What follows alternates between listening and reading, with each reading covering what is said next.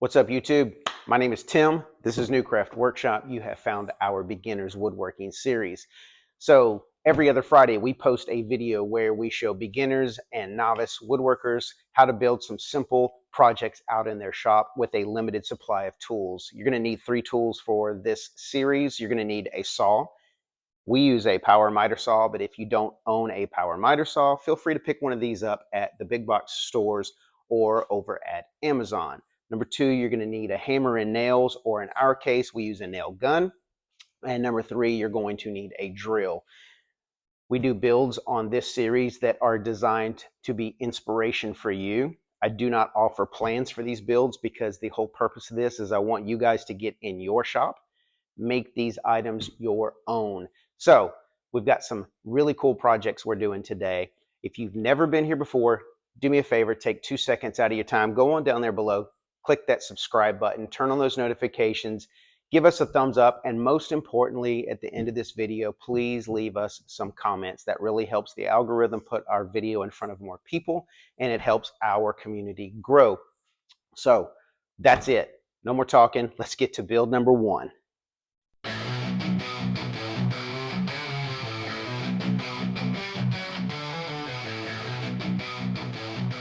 All right, let's get this video started today with your number 1 voted on project from the video I put out last week. You guys wanted a toilet paper holder, so here it is. This is something I designed and built, and my wife decorated, and as you can see, the toilet paper is facing the right direction. So please, guys, if you're going to make this project, do the same. Let's get started with project number 1. Okay, so project 1, let's get started with this toilet paper holder. You guys voted on it, so overwhelmingly, this was the most requested item. TP for my bunghole? So, blueprint for a design. I'm making this particular toilet paper holder wide enough to hold 2 rolls of toilet paper, magazines in the top. So, here's what we're going to need for this particular build. A 1x10 cut to 16 inches, 2 1x6s cut to 16 inches, and then we have 3 1x4s cut to 9 5/16. Now, why 9 5/16? Because a 1x10 is no longer 9.5 inches wide. Hopefully you can see on this camera over here, it is 9 5/16 wide. So we need these 3 1x4s to be the same exact width as our 1x10, which is 9 5/16.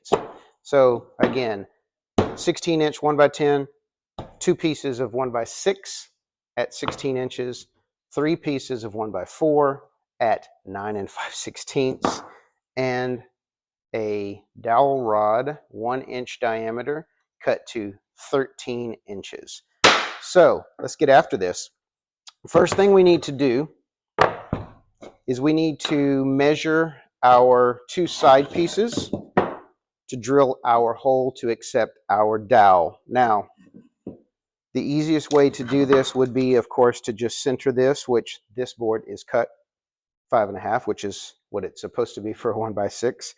Take half of that, put your center mark, and drill your hole. But we are mounting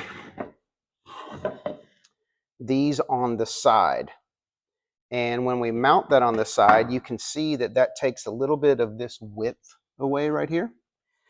So what we actually have to play with here is 4 3/4. So we need to find the center of 4 3/4, which is... Anyone?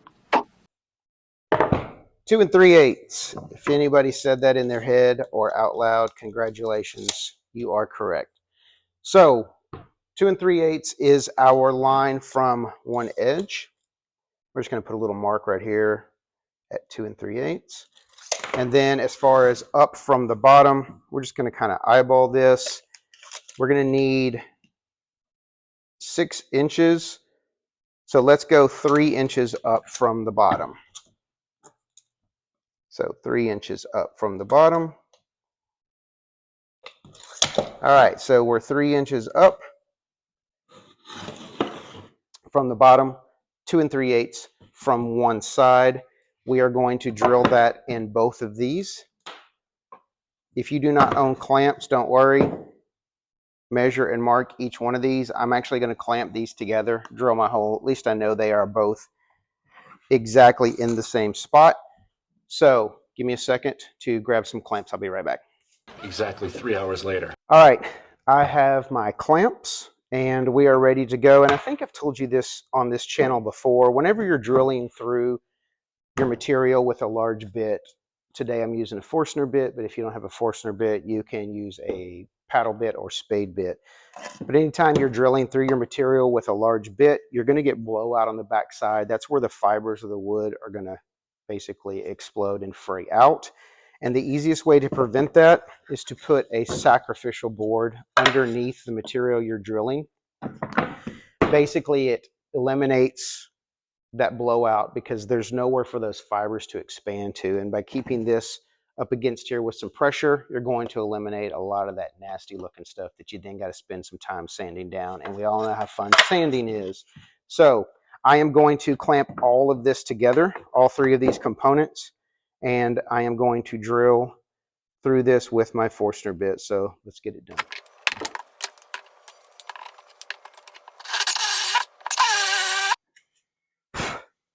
All right, and hopefully you guys can see this over here. This is where I went through. This is where I came out, but you can see there's very little fraying on the back of this. Without that, it would have completely blown out. So here's our pieces. This is going to make up our two sides of this. Our dowel rod is going to slip through here, and it's going to have plenty of room to spin around and be easy to change out the TP. Remember, we drilled this hole offset a little bit because we have to account for the thickness of this 1x along the back. So when you're mounting this thing, make sure that it is mounted this way so that this hole is centered in this area. If you mount it this way, your hole will not be offset. Your toilet paper is not going to fit on your toilet paper holder. We don't want that. So that's it. We're going to put this thing together with some glue and some brads. Once these three pieces are together, we'll get to building our little shelf system in the middle. So let's get to it.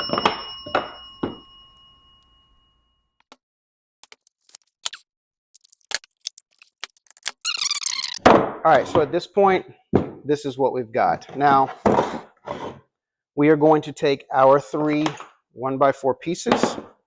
One is going to go in here to become the bottom of the divider, separating the magazine storage from the TP storage. Again, we are coming up from the bottom 7 inches. That's going to be the bottom of this board. So can't keep one of these to save my life. So we're going to measure up from the bottom. We're going to put a mark at 6 inches. Hopefully you guys can see this over there. And put a mark at 6 inches on this side, a mark at 6 inches on this side. That is where the bottom of this shelf is going to go. And we are simply going to glue and tack this into place as well. A couple brads on either side. This thing will hold just fine. So, okay. The remaining two 1x4s are going to form our front. Basically, this is going to go in here. This one's going to go in here, give us our dividers. I am not even going to bother gluing these in place. I'm going to tack these with a few brads. I think you could probably get away with 2 brads in each one. We're just going to line this up. And what we want, let me show you this over here. We want the bottom of this board flush with the bottom of this board.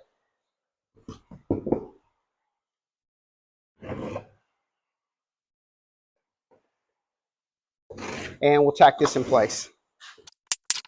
And the top one that we're going to put in, we don't want to go all the way to the top. We want to leave a little bit of room up there. So I'm going to space this about 1 inch. I'm just eyeballing it. This is not designed to be extremely precise. It's going to have that rustic vibe once it gets decorated. So we're just going to do our best to kind of eyeball that about an inch. Same thing, tack this one in place, 2 brads on either side. All right, so at this point, this is what we have. We've got room for 2 rolls of toilet paper down here, magazines up top. Last thing we need to do is we need to figure out how we're going to keep that dowel rod in place. Now, if we were to just stick this in here, it would technically just stay in place. But as you can see, as it spins, it wants to go one way or the other. So we need to do something to counteract that. What I'm going to do is we're going to drill 2 holes in the end of this rod, and we're going to put a dowel rod through this to keep it stationary. One we're going to want glued in place, the other one not, so that you can remove that dowel rod and pull this out. So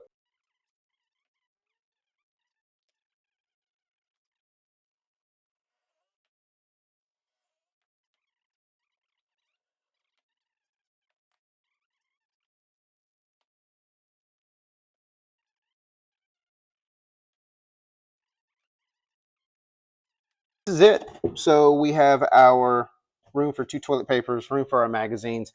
I am going to putty all these nail holes. I'm going to sand, and then I'll finish up with number 10 later this afternoon. Make this your own, as always. Just a blueprint that we do here on New Craft Workshop. Change it up completely.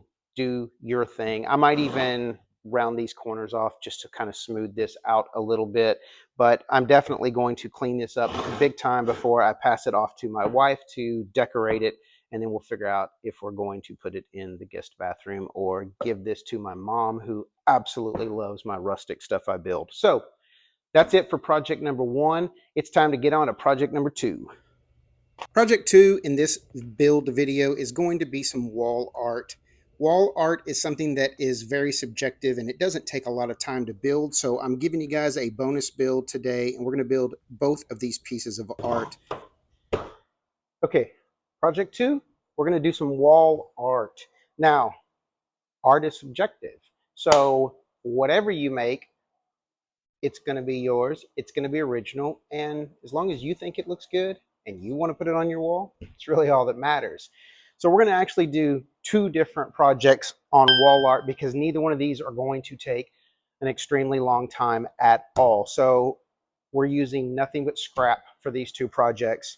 I've got a 1x6, a 1x4, and a spare piece of plywood that has seen better days, but this is all going to get covered up, so it really doesn't matter.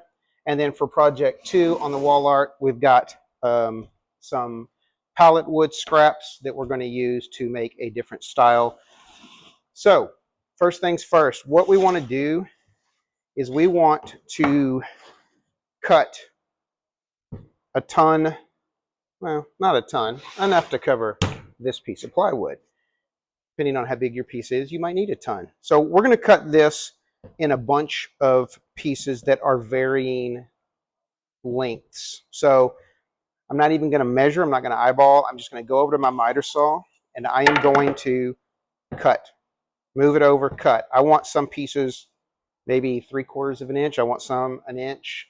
All kinds of variables in between. We're going to do that for the 1x4 and the 1x6. Then we're going to take the pieces that we cut, and we're going to stand them on end on this board. So we're going to have varying heights and varying sizes throughout this top of this plywood. We're also going to stain this a couple different colors. We're going to do light, dark, and I think I have some gray, so we might do like 3 different colors. So first things first, we're going to head over to the miter saw. I think you'll get an idea what I'm talking about once we get over there and start cutting everything. I haven't been taking you guys with me to the miter saw lately, but for this particular thing, I want you to see exactly what I'm doing. So let's head over there and get started.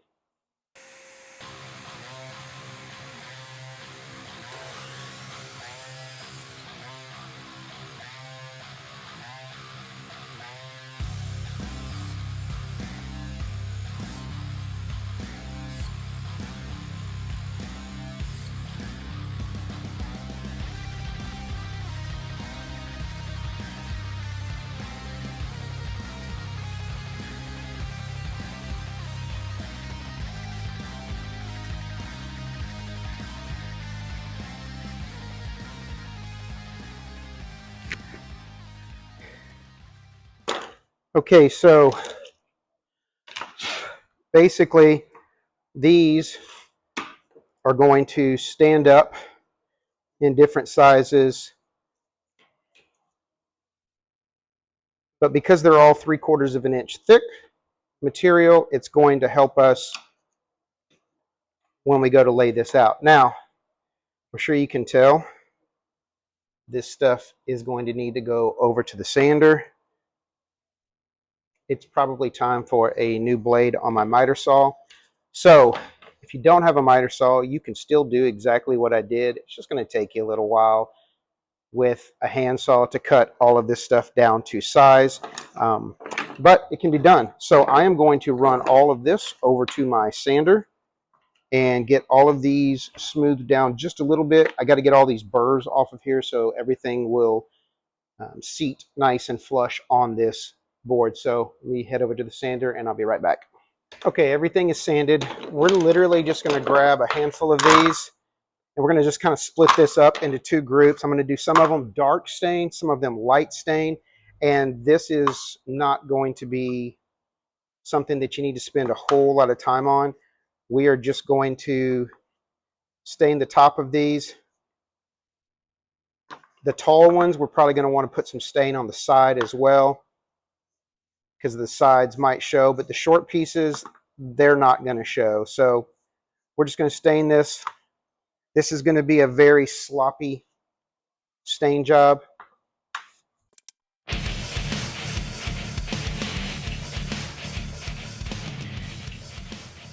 We've got 3 different shades of wood here. This is all going to go onto our sheet of plywood, but this needs to dry for a little bit. So what we're going to do while this dries, I'm just going to slide this out of the way, and we are going to get started on our second piece of art, which is made from the pallet wood strips. All we're going to do here is we're going to cut some 45-degree angles in this pallet wood. You've probably seen stuff very similar to this on line. We're going to make some 90-degree pieces here. We're going to basically form a rustic looking arrow. This is a horrible layout, so please, it's going to get better, I promise. But basically, we're going to just form an arrow out of some wood. Not even going to stain this because, as you can see, pallet wood varies tremendously in color and texture, and it's going to give us that look we're going for. So all we want to do is we want 10 pieces cut at a 45 on both ends, and we want our length from point to point to be 12 inches. So we're going to head over to the miter saw, set up at 45 degrees, and we are going to get all of this stuff cut. Audio issues earlier, and now I had video issues. I'm sure you guys know exactly what I've done here. I'll just show you. So we basically just cut everything on the miter saw, 45 degrees on both ends. These cuts are parallel to each other, and the distance from here to here is 12 inches. All we're going to do now is we are going to lay this out in an arrow shape. Run this down here. We are going to put a board down the middle. We are going to need that particular board to hold this all together. That will be, of course, the back of this. We're going to need a 20-inch piece. I'm going to use probably a piece of scrap 1x4 or whatever I have. Then we're going to glue and tack this in place. And Art 2 is done, and by then the other stuff will be dry and we can assemble project number 1. So let me get a scrap piece and cut it down to 20.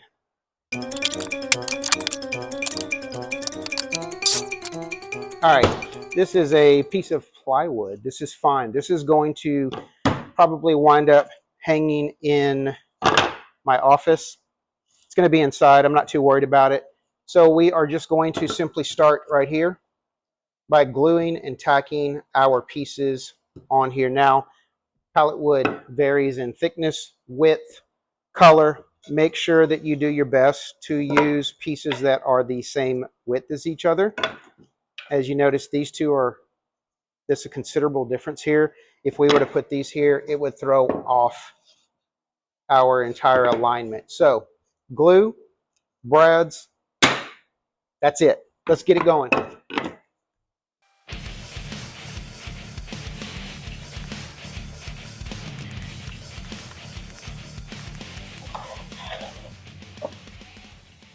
Project 2, wall art. Again, art is subjective. Some of you guys might absolutely hate this. Some of you might absolutely love it. That's why it's art. There you go. Do you. Back to the first project. All of that stuff is definitely dry enough now for us to start assembly. All we are going to do here is spread a ton of glue and start laying these pieces down. And when we're laying this out, you can start in one corner, like right here.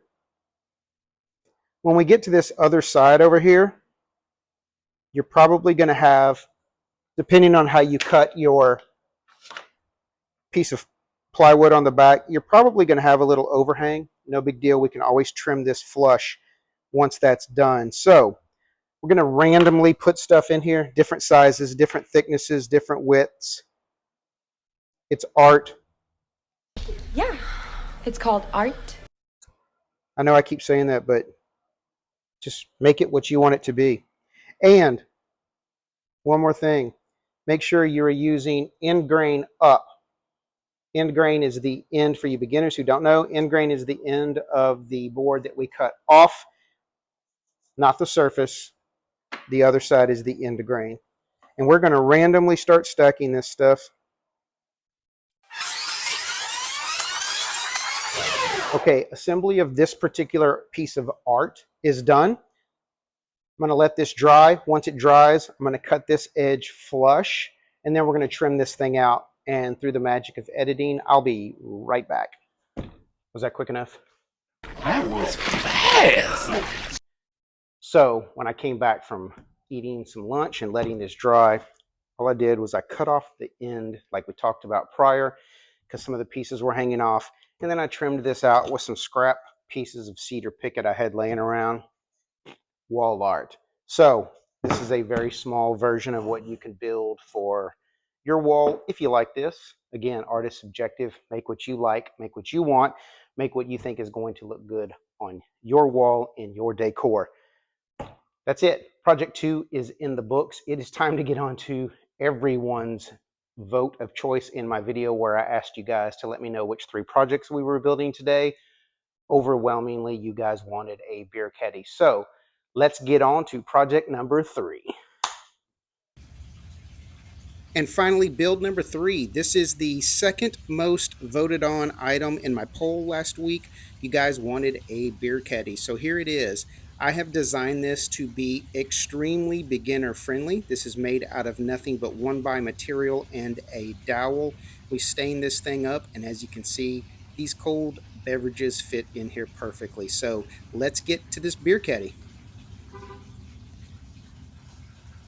All right, guys, let's get after this beer caddy. So this is going to follow a very similar design process as the condiment caddy we made a couple weeks ago. The only change I'm going to make this week to this particular project is instead of using slats on the side like we used on the condiment caddy, we're actually going to separate this thing with some 1x4s. And I'm doing that for one reason, mainly just to change it up a little bit. That's the only reason. Customize it. I know you probably are tired of hearing me say that, but seriously, I do not want you guys to follow every single thing I do exactly to the T. This is the premise of our beer caddy. This is kind of what we're going for. Beer going to sit in the middle. We're going to take our dowel at the top. This is going to hold all of our beverages. And I'm not going to show you a name, but as you can see, they fit perfectly. This is the perfect size for a 6-pack of cold beverages. I don't know what YouTube's policy is on me showing alcoholic beverages. So I'm just going to make sure I keep the label turned back. Look, I don't want to strike. I'm still new to this. I'm still learning my way around YouTube. So this is the premise. We are going to cut an angle in these so that they are decorative, triangular shaped. And then we are going to drill some holes, put our dowel in. So let's get to this cut list. So you are going to need 2 pieces of 1x8, and miraculously, this is cut to the proper width, 7.5 inches. So we're going to need 2 pieces of 1x8. This is cut to 13.5 inches. And we're going to need 1 piece of a 1x8 cut to 7 3/4. Then we're going to need 3 1x4s, also cut to 7 3/4 so that they fit here and line up with our base. And then we're going to need a dowel rod, 1 inch diameter. This is cut to 9 1/4 inch. So first thing we need to do is we need to drill our hole for our dowel rod at the top of this. We're actually going to drill our hole prior to cutting our slopes on this. So we are going to find the center of this, which, does anybody know quickly, 7.5, the center, 3 3/4, good job. So we're going to mark this, and we are going to come down 1.5 inch from the top. So 1.5 inches down, centered. This right here, this is going to be our 1 inch hole. Then we are going to slope these angles down. So before we talk about measurements on where we're going to put these angled cuts, let's go ahead and get this particular hole drilled. Now, we are using a 1 inch dowel, so we need a 1 inch bit. Duh! And just like I told you guys in the first video of today, whenever you're using a paddle bit or a spade bit, we're going to need something underneath here to make sure that we don't get blowout on the back side of this. So as always, give me just a second. I'll be right back. All right, I promise one day I will have everything like right here ready to go. But until then, just be patient with me. I'm doing my best, all right? So we're going to need a paddle bit this size. Again, spade bit, paddle bit, Forstner bit. Forstner is my choice only because it gives you a little bit cleaner hole, especially in some hardwoods. We are looking for a 1 inch bit here that for some reason I am struggling to find. Okay, got it. Man, it's been a long day, but I want to get this wrapped up for you guys today. So we have our mark, we're clamped down, we have our sacrificial piece underneath. Let's drill a hole. We want to come up and create a line where we're going to create our angled pieces to give this a little bit less of a beefy look and a little more decorative look. So from the bottom, we are going to come up 5 3/4 inch. Now, we technically need 5 inch to get past the fat side of our bottle, but remember we have 3/4 of an inch that will be here on the bottom. So we're basically coming at 5 inches from this particular point, which is 5 3/4 from the bottom. I'm going to make a mark on both of those at 5 3/4. And at the top, we're going to want to come in from each end 2 3/4 of an inch. We're going to put a mark at 2 3/4 on both ends, and then we are simply going to connect those 2 lines. That is going to give us our angle that we want to cut this at. So basically, this is going to look like this.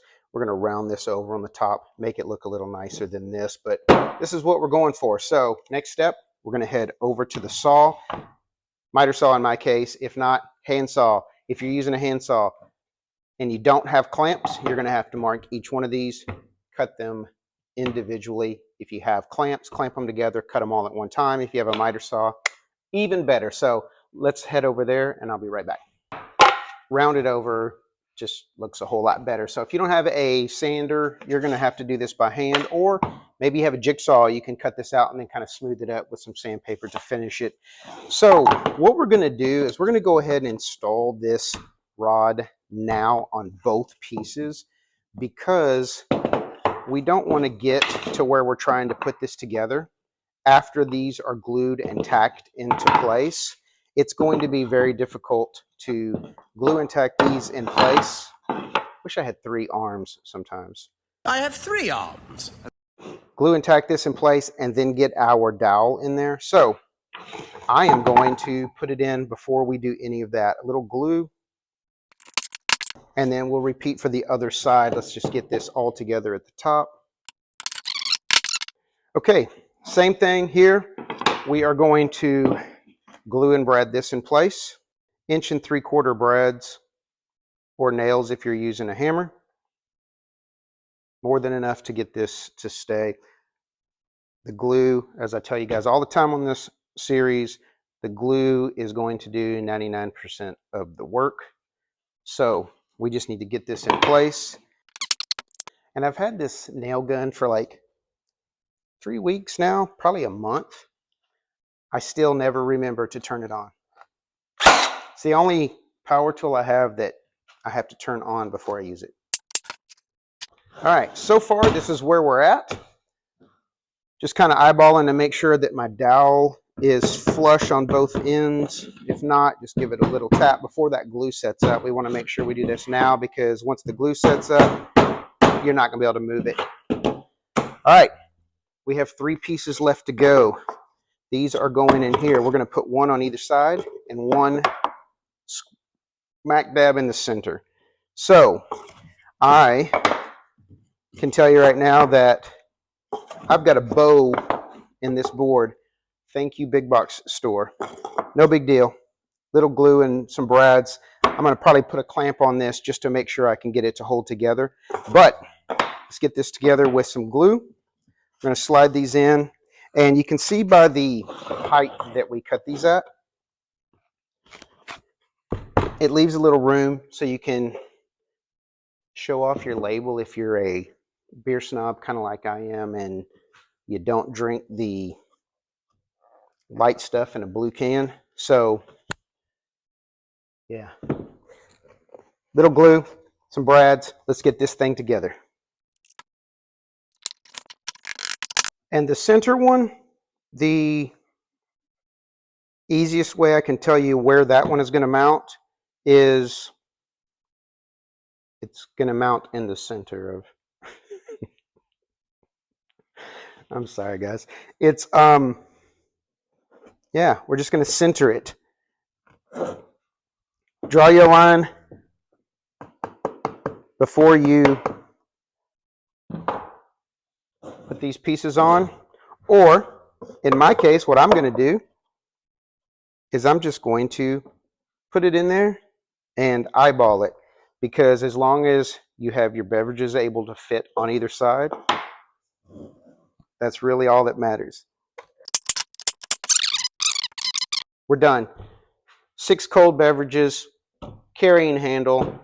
I'm going to put a bottle cap opener on one end, and one of my subscribers suggested that we put a box kind of like we did on the condiment caddy. I think what I'm going to do on this one instead is, at Hobby Lobby they sell these little buckets that look kind of old and rustic. I'm going to get just a small little, it looks like a little old metal bucket, but they're small.